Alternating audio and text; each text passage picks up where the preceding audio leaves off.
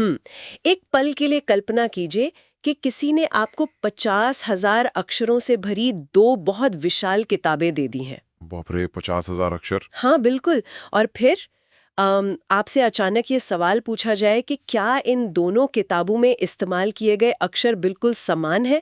मतलब क्या एक किताब के अक्षरों को आगे पीछे करके दूसरी किताब लिखी गई है। ये तो मतलब एक इंसान के लिए ये काम करना तो लगभग असंभव ही है। वही तो। एक इंसान अगर एक एक अक्षर मिलाने बैठे तो शायद उसे महीनों लग जाएं। लेकिन सॉफ्टवेयर की दुनिया में जो कोड आज हमारी चर्चा के केंद्र में है वो ये काम पलक झपकते ही कर देता है। तो इस नई गहन चर्चा में स्वागत है। आज हमारे पास जो मुख्य स्रोत है वो है वैलिड एनाग्राम एल्गोरिदम इम्प्लीमेंटेशन। ये एक बहुत ही शानदार लेवल 2 कोडिंग समस्या है। बिल्कुल। और आज का हमारा मिशन इसी समस्या को डिकोड करना है। मतलब हम सिर्फ कोड की पंक्तियां नहीं पढ़ने वाले हैं। हम उस शानदार तर्क को समझेंगे जो दो शब्दों को देखकर तुरंत बता देता है कि वे एनाग्राम है या नहीं। मैं सच में बहुत उत्साहित हूं इसके लिए। और आपका उत्साहित होना बनता भी है। मतलब आज का हमारा ध्यान सिर्फ इस बात पर नहीं होगा कि ये एल्गोरिदम क्या करता है, बल्कि ये कैसे और क्यों करता है। हम समझेंगे कि कंप्यूटर इतने बड़े डेटा को इतनी दक्षता से, मतलब इतनी आसानी से कैसे संभालता है। सही कहा। तो आइए इसे थोड़ा खोलकर समझते हैं। सबसे पहले तो यही सवाल आता है कि ये एनाग्राम आखिर होता क्या है। स्रोत ने इसकी बहुत ही सरल परिभाषा दी है। हाँ, एनाग्राम की परिभाषा। मतलब एनाग्राम एक ऐसा शब्द या वाक्यांश है जो किसी दूसरे शब्द के अक्षरों को फिर से व्यवस्थित करके बनाया जाता है। और शर्त यह है कि सभी मूल अक्षरों का उपयोग ठीक एक बार किया गया हो। बिल्कुल। इसे एक बंद सिस्टम की तरह मान सकते हैं।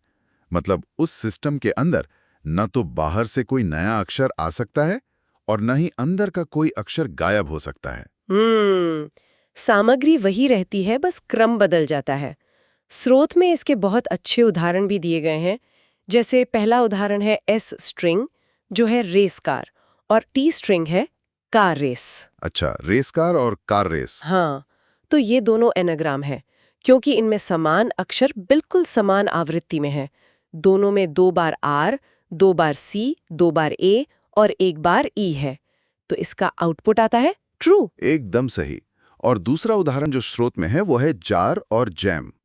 जार और जैम। हाँ, ये एनाग्राम नहीं है क्योंकि दूसरे शब्द में आर की जगह एम आ गया है, तो आउटपुट फॉल्स हो जाता है। बिल्कुल।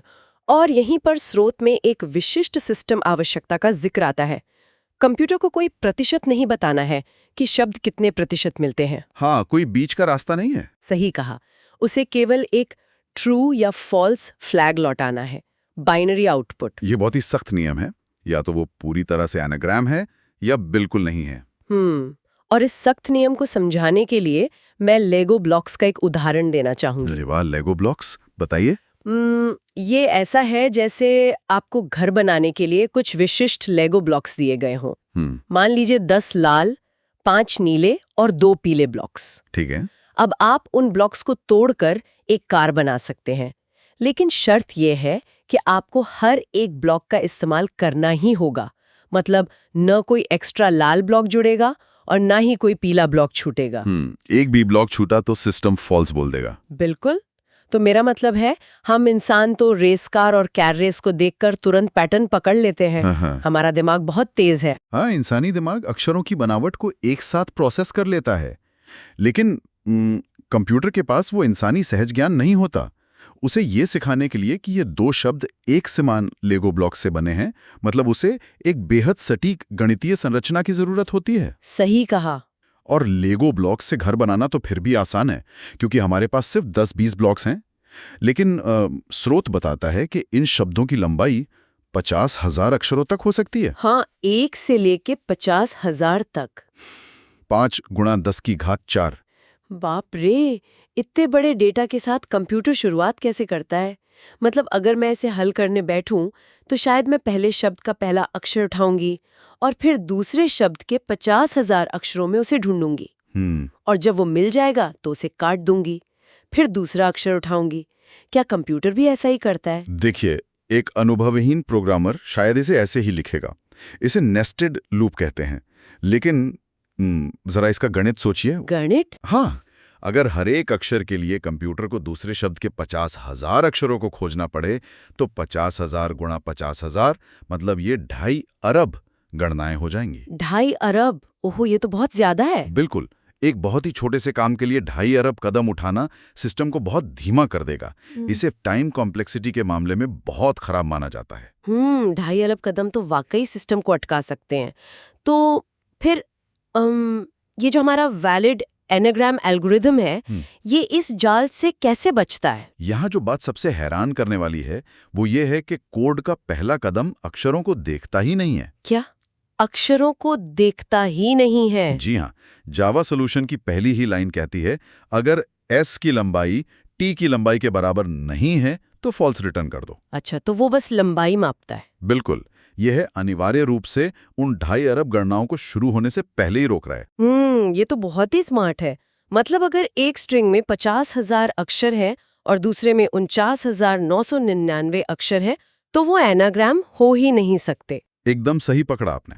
लेगो ब्लॉक्स की संख्या ही मेल नहीं खा रही है, इसलिए वो बिना एक भी अक्षर पढ़े तुरंत फॉल्स बोल देता है। कंप्यूटर विज्ञान में इसे कांस्टेंट टाइम चेक कहते हैं। अनावश्यक काम को शुरू होने से पहले ही खत्म कर देना, दक्षता का बेहतरीन उदाहरण। लेकिन एक बात सोचिए, अगर दोनों की लंबाई समान हो जाती है तब क्या? अच्छा सवाल है। मतलब मान लीजिए दोनों में ठीक 50,000 अक्षर हैं। अब तो कंप्यूटर के पास कोई शॉर्टकट नहीं है ना? क्या उसे अब उन 50,000 अक्षरों को एक-एक करके चेक करना होगा? ये एक बहुत ही तार्किक सवाल है। अगर एल्गोरिदम अभी भी एक-एक अक्षर खोजने जाएगा तो वो वापस उसी 2.5 अरब वाले जाल में फंस जाएगा। तो फिर वो क्या करता है? इस समस्या से बचने के लिए कंप्यूटर अपनी रणनीति बदलता है। वो खोजने के बजाय गिनने की तकनीक अपनाता है। गिनने की तकनीक? यहाँ पर बात सच में बहुत दिलचस्प हो जाती है। मैंने स्रोत में देखा, कोड की अगली लाइन में एक एरे बनाया गया है, मतलब 26 नंबरों को स्टोर करने के लिए एक जगह। हाँ, 26 साइज का एक इंटीजर एरे। लेकिन एक बात बताइए, 50,000 अक्षरों को स्टोर करने के लिए सिर्फ 26 जगहों का एरे क्यों? ये तो बहुत छोटा है। इसका जवाब स्रोत की एक और महत्वपूर्ण शर्त में छिपा है। स्रोत स्पष्ट रूप से बताता है कि स्ट्रिंग्स में केवल छोटे अंग्रेजी अक्षर ही शामिल हो सकते हैं। अच्छा, केवल ए से लेकर जेड तक? बिल्कुल, और अंग्रेजी वर्णमाला में ठीक 26 अक्षर होते हैं। तो हमें 50,000 अक्षरों को अलग अलग स्टोर करने की जरूरत ही नहीं है। समझ गई। मतलब हमें बस ये जानना है कि ए कितनी बार आया, बी कितनी बार आया, वगैरह वगैरह। इसे फ्रीक्वेंसी काउंटिंग कहते हैं। लेकिन कंप्यूटर के लिए ABCD को समझना इतना सीधा नहीं होता। वो नंबरों की भाषा समझता है। और यहीं पर स्रोत का वो खास नोट काम आता है। उसमें लिखा है कि कैरेक्टर ए का ASCII मान 97 है। सही कहा। जो लोग नहीं जानते उनके लिए बता दूं कि कंप्यूटर हर अक्षर को एक नंबर देता है। उसने ए को 97 नंबर दिया है, बी को 98 और ऐसे ही जेड तक। बिल्कुल। लेकिन मजेदार बात यह है कि एल्गोरिथम इन नंबरों का सीधे इस्तेमाल नहीं करता। वो एक छोटी सी गणितीय तरकीब लगाता है। ये तरकीब मुझे एक पोस्ट ऑफिस के सॉर्टिंग रूम, मतलब छांटने वाले कमरे की तरह लगती है। सॉर्टिंग रूम, वो कैसे? देखिए, एक ऐसे कमरे की कल्पना कीजिए जहां ठीक 26 डब्बे रखे हैं जिन पर 0 से 25 तक नंबर लिखे हैं। ठीक है। जब कोई अक्षर आता है, मान लीजिए ए आया, तो कोड उसे 97 नहीं मानता। कोड कहता है कि जो भी अक्षर आया है उसके ASCII नंबर में से ए का नंबर घटा दो, मतलब 97 में से 97 घटा दो। अरे वाह! और ये घटाओ ही सारा जादू करता है। 97 माइनस 97 हुआ 0। और वो अक्षर सीधे 0 नंबर के डब्बे में चला जाता है। बेहतरीन उदाहरण। अगर बी आता है तो 98 माइनस 97 बराबर 1, वो 1 नंबर के डब्बे में जाता है। और जी आता है तो वो सीधे 25वें डब्बे में। ये पोस्ट ऑफिस व्यवस्था बहुत ही कमाल की है। ये केवल कमाल की ही नहीं है, बल्कि ये मेमोरी बचाने का मास्टर स्ट्रोक है। हाँ। अगर हम 50,000 अक्षरों को वैसे ही स्टोर करते तो बहुत मेमोरी लगती। बहुत ज्यादा। लेकिन इस तरकीब से चाहे शब्द 5 अक्षर का हो या 50,000 का, हमें सिर्फ उन 26 डब्बों की ही जरूरत है। इसे कांस्टेंट स्पेस या O of 1 स्पेस कहते हैं। तो मेमोरी की समस्या तो सुलझ गई, लेकिन समय का क्या? स्रोत में जो फॉर लूप दिया है वो मुझे सबसे आकर्षक लगा। हाँ, वो लूप जो स्ट्रिंग की लंबाई तक चलता है। बिल्कुल। उस लूप के अंदर 2 चीजें बिल्कुल एक साथ हो रही हैं। हाँ। एक तरफ लिखा है प्लस प्लस, मतलब पहली स्ट्रिंग के लिए डब्बे में 1 जोड़ दो। और ठीक अगली ही लाइन में लिखा है माइनस माइनस, मतलब उसी समय दूसरी स्ट्रिंग के लिए उसी डब्बे से 1 घटा दो। तो ये लूप केवल एक ही बार चलता है ना, मतलब एक तरफ का डेटा दूसरी तरफ के डेटा को काट रहा है। अगर हम इसे बड़ी तस्वीर से जोड़कर देखें तो ये बिल्कुल एक परफेक्ट तराजू की तरह काम करता है। तराजू? जब लूप चलता है तो वो पहली स्ट्रिंग का पहला अक्षर उठाता है, मान लीजिए ए है, तो वो ए वाले पल्ले पर एक वजन रख देता है, डब्बे का मान +1 हो जाता है। ठीक है। लेकिन उसी समय वो दूसरी स्ट्रिंग का भी पहला अक्षर उठाता है, अगर वो भी ए है तो वो उसी पल्ले से एक वजन हटा लेता है, मान वापस 0 हो जाता है। अरे वाह! इसकी बजाय कि हम पहले शब्द के सारे 50,000 अक्षर गिने फिर दूसरे के गिने, ये तो दोनों काम एक ही बार में कर रहा है। बिल्कुल, पहली स्ट्रिंग वजन बढ़ाती जाती है और दूसरी घटाती जाती है। डेटा के ऊपर से सिर्फ एक बार गुजरना पड़ता है। इसे ही शायद ON टाइम कॉम्प्लेक्सिटी कहते हैं ना? एकदम सही। ये समय की बहुत भारी बचत करता है। अच्छा, तो अब तराजू पर तौलने का काम पूरा हो गया। हमारे पास 26 डब्बों का समूह है, लेकिन हमें अपना अंतिम फैसला कैसे लेना है? वो जो ट्रू या फॉल्स वाला फ्लैग था, उसके लिए कोड के अंत में एक और चेक होता है। हमें बस ये देखना होता है कि क्या सभी 26 डब्बे पूरी तरह से संतुलित हैं। हाँ, मैंने देखा स्रोत में एक अंतिम फॉर लूप है जो सभी 26 डब्बों के पास जाता है, और उसमें एक शर्त है, अगर डब्बे की संख्या 0 नहीं है तो फॉल्स लौटा दो। ये लाइन पूरे एल्गोरिदम का निर्णायक बिंदु है। तो इस सब का आखिर मतलब क्या है? मतलब अगर तराजू के पल्लों ने एक दूसरे को पूरी तरह काट दिया है तो हर डब्बे में 0 ही बचना चाहिए, है ना? बिल्कुल। अगर पहले शब्द में 3 बार ए आया तो +3 हुआ, और दूसरे शब्द में भी 3 बार ए आया तो -3 हुआ, कुल मिलाकर 0। लेकिन अगर किसी डब्बे में 1 बचता है तो इसका मतलब है कि पहले शब्द में वो अक्षर एक बार ज्यादा आया था। और अगर -1 बचता है तो दूसरे शब्दों में वो अक्षर ज्यादा था, मतलब लेगो ब्लॉक्स मेल नहीं खा रहे हैं। और जैसे ही एल्गोरिदम को कोई भी ऐसा डब्बा मिलता है जो 0 नहीं है, वो तुरंत अपनी जांच रोक देता है। हाँ, इसे अर्ली एग्जिट रणनीति कहते हैं। आगे समय बर्बाद करने की कोई जरूरत नहीं। लेकिन अगर वो सभी 26 डब्बों को चेक कर लेता है और सब 0 मिलते हैं तो कोड के अंत में रिटर्न ट्रू आता है, मतलब वो एक परफेक्ट एनाग्राम है। ये पूरी प्रक्रिया वास्तुकला के किसी बेहतरीन नमूने जैसी लगती है। एक छोटा सा रीकैप कर लेते हैं। हाँ बिल्कुल।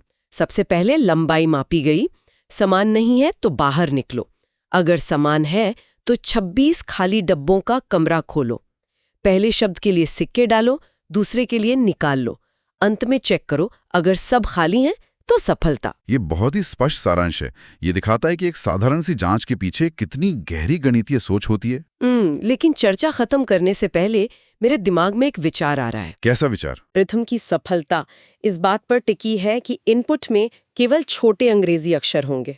हाँ, तभी तो 26 डब्बों वाला सिस्टम काम करता है। लेकिन आज की डिजिटल दुनिया में हम सिर्फ अंग्रेजी अक्षर तो टाइप नहीं करते, हम इमोजी इस्तेमाल करते हैं, विशेष चिन्ह लगाते हैं, हिंदी और दूसरी लिपियों का उपयोग करते हैं। ये एक बहुत ही महत्वपूर्ण सवाल है। मतलब अगर उन 50,000 अक्षरों के बीच में अचानक कोई स्माइली फेस आ जाए जिसका आस्की मान 122 से बहुत ज्यादा हो, तो ये 26 डब्बों वाला सुव्यवस्थित सिस्टम तुरंत क्रैश हो जाएगा। वो एरे की सीमा से बाहर जाने की कोशिश करेगा। वही तो, ये सोचने वाली बात है कि एक एल्गोरिदम जो अपनी शर्तों में इतना परफेक्ट है, वो बाहरी दुनिया के अप्रत्याशित डेटा के सामने कैसे टूट सकता है। यही सॉफ्टवेयर डिजाइन का असली संघर्ष है। आज की जरूरत के लिए कुशल सिस्टम बनाना बनाम कल की विशाल संभावनाओं के लिए लचीलापन रखना। बिल्कुल। और इसी संतुलन के विचार के साथ हम आज की इस गहन चर्चा को यहीं समाप्त करते हैं। स्रोत के पीछे छिपे इस गहरे तर्क को समझने में बहुत मजा आया। सुनने वालों के लिए ये सोचने का एक अच्छा विषय है। अगली बार फिर मिलेंगे ज्ञान की एक नई गहराई में उतरने के लिए।